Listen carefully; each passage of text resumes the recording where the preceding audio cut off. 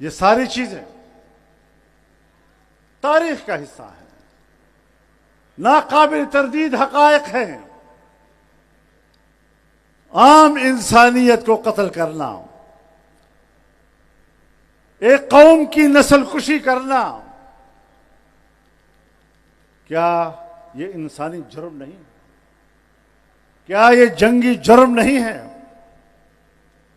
اور میں سمجھتا ہوں کہ نیتن یاہو اس وقت ایک جنگی مجرم ہے، اور عالمی عدالت انصاف نے اس کو مجرم قرار دیا ہے، اس کو گرفتار کرنے کا حکم دیا ہے۔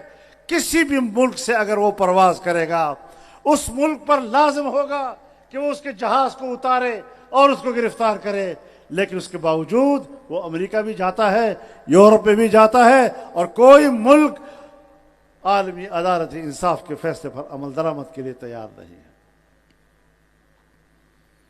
اقوام متحدہ نے سن 1967 کے اسرائیلی قبضے کو ناجائز کہا ہے اور ان علاقوں کو متنازع قرار دیا ہے، لیکن آج بھی اس پر کوئی عمل درآمد نہیں ہو رہا۔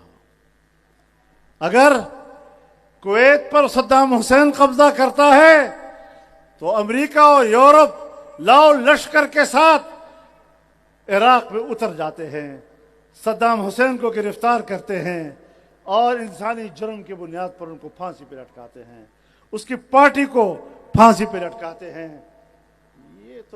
وہ تو اس کے اشیر بھی نہ تھا جو آج ہو رہا ہے۔ کب تک انسانیت سوتی رہے گی؟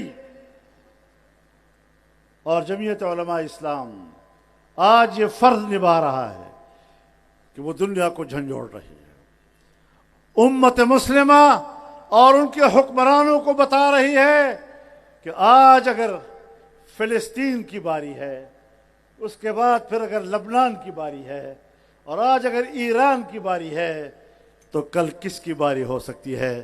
یا سعودی عرب کی باری ہو سکتی ہے، اور یا پاکستان کی باری ہو سکتی ہے۔ نعرہ تکبیر! مرد آباد مرد آباد! مرد آباد مرد آباد! میں اعلان کرتا ہوں کہ جس طرح آج ہم مسجد اقصی کی آزادی کے لیے فلسطینیوں کے شانہ بشانہ کھڑے ہیں، عرب دنیا کے شانہ بشانہ کھڑے ہیں، اگر حرمین الشریفین کی طرف انہوں نے پیش رفت کی تو دنیا کا ہر مسلمان حرمین کی حفاظت کے لیے میدان میں اترے گا، قربانیاں دے گا، اپنا خون بہائے گا، لیکن سرزمین عرب اور حرمین الشریفین پر اتنا پاک قدم کو آنے کی اجازت نہیں دے سکے گا۔ نعرہ تکبیر! حرمت رسول پر! میرے محترم دوستو،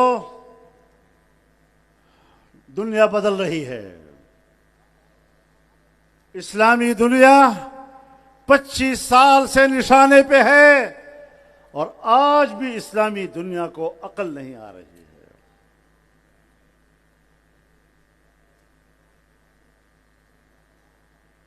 آج بھی اسلامی دنیا یہ نہیں سوچ رہی کہ اس امت کے مستقبل کے لیے ہم نے کیا کرنا ہے۔ ہر ایک اپنی الگ سی کوئی ہانڈی پکا رہا ہے، اور اس امید میں کہ میں اس ہانڈی کا گوشت کھاؤں گا،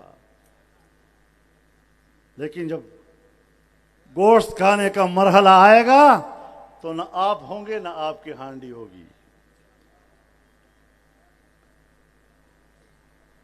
کچھ احساس کرو،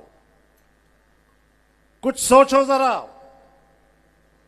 ایران اسلامی برادری کا حصہ ہے، اور ایران پر اسرائیل کے جارحانہ حملے کی ہم صرف مذمت نہیں کر رہے، ہم ایران کے ساتھ شانہ بشانہ کھڑے ہونے کا اعلان کر رہے ہیں۔ نعرہ تکبیر!